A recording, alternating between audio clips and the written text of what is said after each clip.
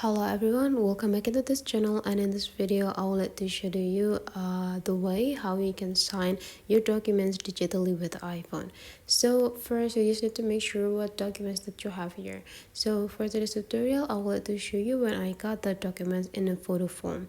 So you just need to open the photos, and then you just need to open the invoice or the documents, and then if you want to sign it you just need to go tap into this edit, and then you just need to tap into this pen symbol.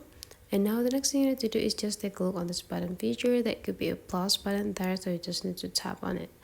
And the next, that could be option add signature, so you just need to click or tap it.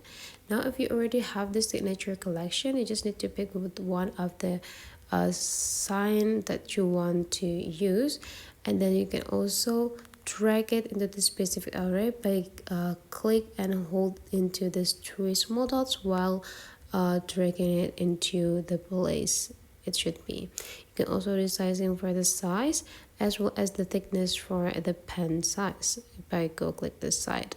And right after you're done, you just need to tap down, and now you already got a signature for your invoice. So that's for today's tutorial. Hopefully you enjoy this, and let's meet again into other tutorial.